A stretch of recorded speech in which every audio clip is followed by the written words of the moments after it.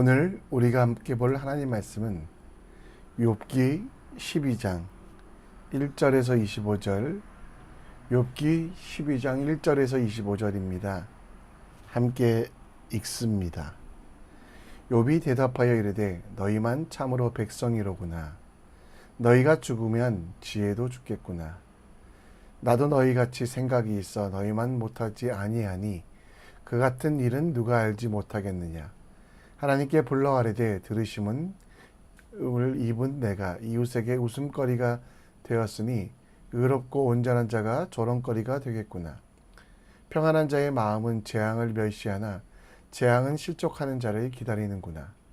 강도의 장목은 형통하고 하나님을 진노하게 하는 자는 평안하니 하나님이 그의 손에 후히 주심이니라. 이제 모든 짐승에게 물어보라. 그것들이 내게 가르치리라. 공중의 새에게 물어보라. 그것들이 또한 내게 말하리라. 땅에게 말하라. 내가 가르치리라. 바다의 고기도 내게 설명하리라. 이것들 중에 어느 것이 여호와의 손이 이를 행하는 줄을 알지 못하랴. 모든 생물의 생명과 모든 사람의 육신의 모습이 다 그의 손에 있느니라. 입이 음식 맛을 구별한 같이 귀가 말을 분간하지 아니하느냐. 늙은 자에게는 지혜가 있고 장수하게는 자에게는 명철이 있느니라. 지혜와 권능이 하나님께 있고 계략과 명철도 그에게 속하였나니 그가 허르신즉 다시 세울 수 없고 사람을 가두신즉 놓아주지 못하느니라. 그가 물을 막으신즉 곧 마르고 물을 보내신즉 곧 땅을 뒤집나니 능력과 지혜가 그에게 있고 속은 자와 속이는 자가 다 그에게 속하였으므로 모사가 벌거벗겨 끌어가며 재판장은 어리석은 자가 되게 하시며 왕들이 맨 것을 풀어 그들의 허리를 동이시며 지상들을 벌거벗겨 끌어가시고 권력이 있는 자를 넘어뜨리시며 충성된 사람들의 말을 물리치시며 늙은 자들의 판단을 빼앗으시며 귀인들에게 멸시를 쏟으시며 강한 자의 띠를 푸시며 어두운 가운데서 은밀한 것을 드러내시며 죽음의 그늘을 광명한 대로 나오게 하시며 민족들을 커지게도 하시고 다시 멸하게도 하시고 민족들을 널리 퍼지게도 하시고 다시 끌려가게도 하시며 만민의 우두머리들의 총명을 빼앗으시고 그들을 길 없는 거친 들에서 방황하게 하시며 빛 없는 컴컴한 데를 더듬게 하시며 취한 사람같이 비틀거리게 하시느니라. 아멘. 예수님께서 사역을 시작하시며 산 위에 올라가서 많은 이들에게 복음을 전하셨습니다. 이 모습을 기억한 마태복음 5장부터 7장까지를 산상수훈이라고 하는데요. 하나님의 백성된 이들에게 어떻게 살 것인가, 무엇인가를 설명하는 것이 바로 이 내용입니다. 산상수훈 중에 제가 가장 좋아하는 말씀은 마태복음 6장 26절 말씀입니다. 공중의 새를 보라. 심지도 않고 거두지도 않고 창고에 모아들이지도 아니하되 너희 하늘 아버지께서 기르시나니 너희는 이것보다 귀하지 아니하냐. 공중의 새를 보라고 말씀하시며 새가 창고에 곡식을 모아두지 않지만 굶어죽지 않는 이유, 들의 백합화를 보며 옷을 입거나 꾸미지 않아도 어떤 것보다 아름다운 것을 보라고 말씀하시며 이 마지막에 너희는 이것들보다 귀하지 아니하냐라고 말씀하고 있는 것을 봅니다. 나아만 사람 소발, 그는 잔인한 말로 죽어 마땅한 존재이기 때문에 죽으라고 하는 말에 대하여 욥은 속지 않습니다. 죽어 마땅한 것은 맞지만 또한 허무하고 죄만 짓는 쓸데없는 인생은 맞지만 하나님께서 우리를 천하보다 세상의 그 어떤 것보다 가장 귀하게 여기고 계심을, 하나님의 자녀된 우리를 버리지도 떠나지도 않는다는 하나님의 사랑에 대하여 욥은 대답하고 있습니다. 오늘 말씀을 통해 공중의 새를 보며 땅의 꽃을 보며 그들 속에 있는 하나님의 사랑을 보길 원합니다. 공중의 새, 땅의 꽃과 같이 어쩌면 쓸모없이 보여도 하나님께서 사랑하시어 소중한 존재로 만드신 것처럼 우리 자신도 얼마나 귀한 존재인지 깨닫는 믿음이 여러분과 저에게 있었으면 좋겠습니다. 욥의 대답을 통하여 하나님께서 우리를 얼마나 사랑하시는지 함께 묵상해 보겠습니다. 욥은 소발이 악인의 마지막은 죽음뿐이라는 것에 대하여 어리석다라고 대접합니다.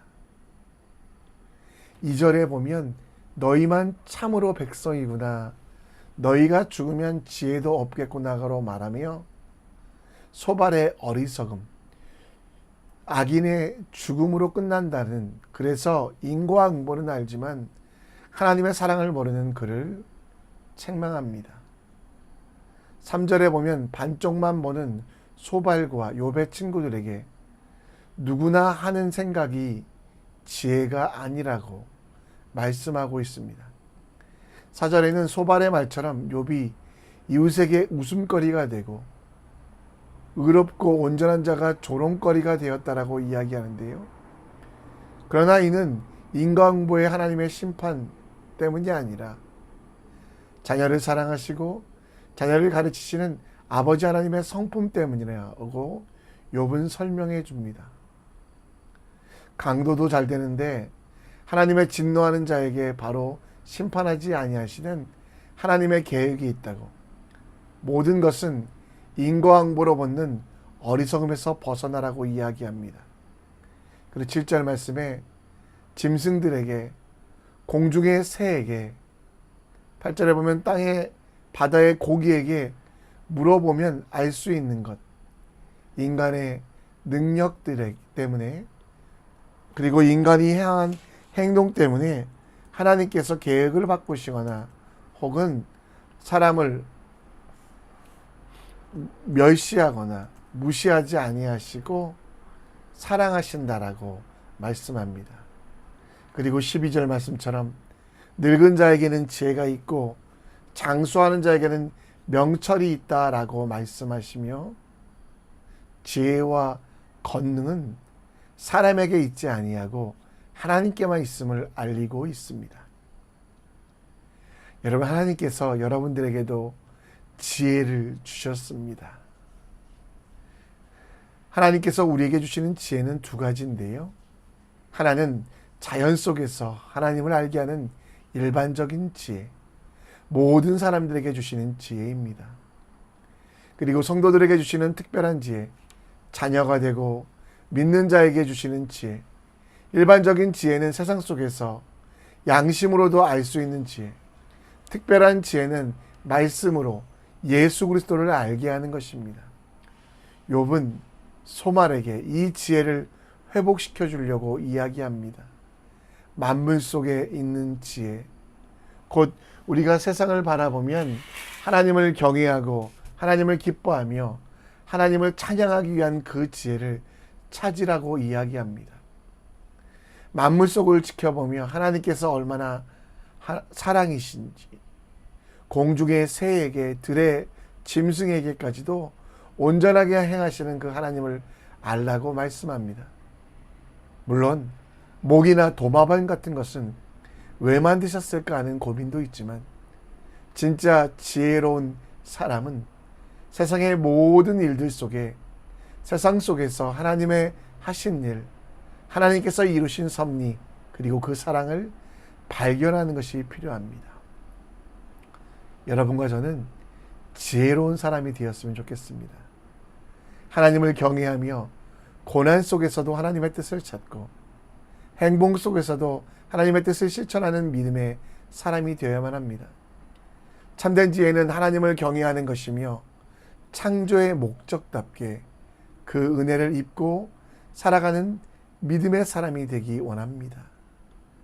고난 중에서도 하나님의 사랑을 찾는 지혜, 기쁨 속에서도 하나님께서 내게 하신 일을 기억하며 하나님을 찬양할 이유를 찾는 지혜로운 삶, 동물에게 물어보는 것처럼 들의 꽃들을 보면서도 하나님의 사랑을 찾는 그 지혜가 여러분과 저에게 있어서 오늘도 낭망하거나 좌절하지 아니하고 그 어떤 것보다 소중히 여기시는 하나님의 사랑을 누리시는 주님의 사람 되시길 함께 기도합니다. 오늘 13절 말씀에 욥은 지혜와 권능이 하나님께 있고 계략과 명철도 그에게 속하였다라고 말합니다. 그리고 14절에 그가 어르신즉 다시 세울 수 없고 사람을 가두신즉 놓아주지 못하느니라 라고 말씀하시며 하나님이 어떤 분이신지 이야기합니다. 15절에는 물을 막아 흉년을, 물을 주어 홍수를 만드실 수 있는 분. 16절에는 속이는 자나 속는 자나 다 그에게 속하여 결국 하나님께서 그들을 심판하시는 분으로 이야기합니다. 그리고 19절에 보면 제사장이라고 할지라도 권력이 있는 자라고 할지라도 다 무너지고 넘어진다라는 것. 21절에 귀인에게도 멸시를 쏟으시고 강한 자들에게도 띠를 띄우신다라고 말씀하시며 이 세상의 모든 주권은 하나님께서 가지고 있음을, 그래서 인간의 행동에 따라 하나님이 움직이거나 변하는 것이 아니라 인과 응보의 하나님이 아니라 만물을 주관하시며 만물 속에 하나님의 뜻을 이루어 가시는 그 주인 되시는 하나님에 대하여 욥은 찬양하고 있습니다.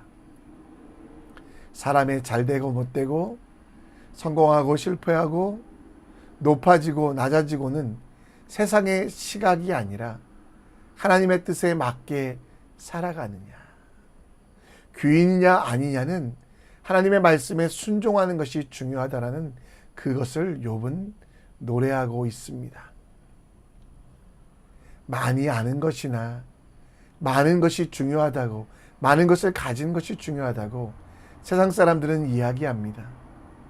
그러나 여러분, 우리에게 주신 가장 큰 지혜는 순종의 지혜, 많이 가지고 많이 아는 것이 아니라 하나를 알아도 하나님 말씀에 순종하는 것.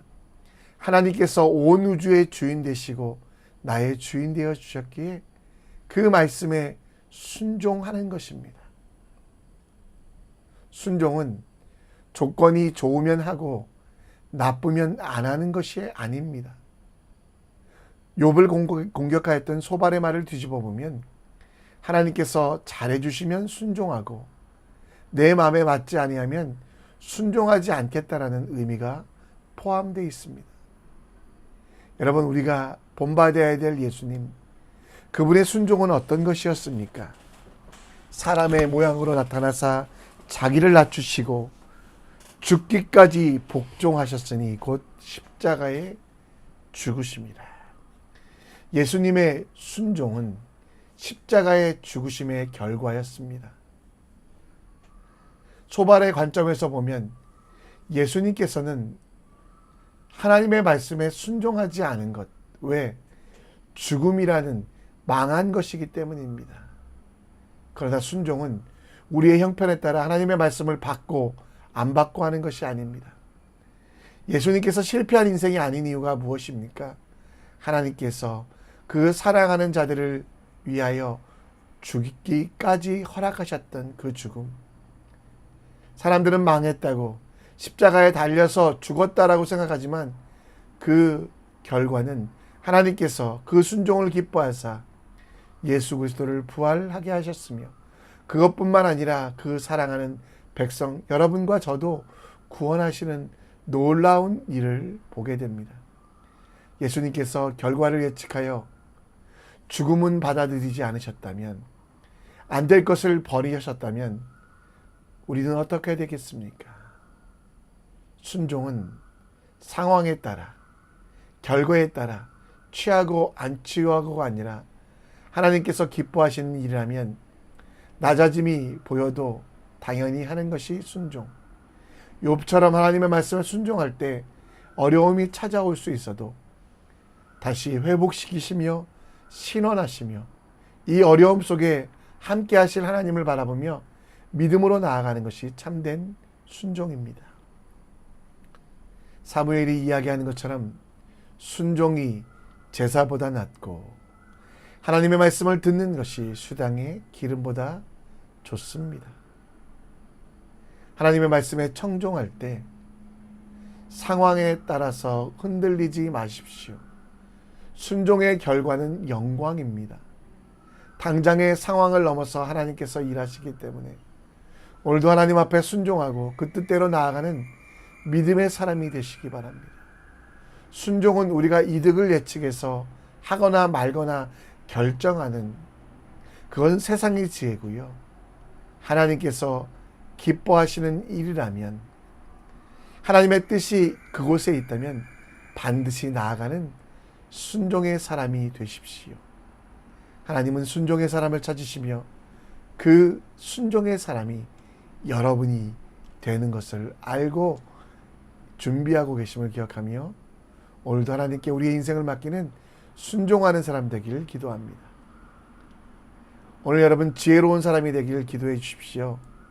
욥은 지혜, 성경 속에서 세상 속에서 하나님의 뜻을 찾았던 지혜로운 사람, 그 지혜를 우리도 갖기를 기도해 주시고 순종하는 사람 되기를 기도해 주십시오. 내게 이득이 되는 일만 순종하는 것이 아니라 하나님이 기뻐하시는 일들을 순종하는 믿음의 사람 될 수 있도록 함께 기도하겠습니다. 우리 찬송하며 결단합니다.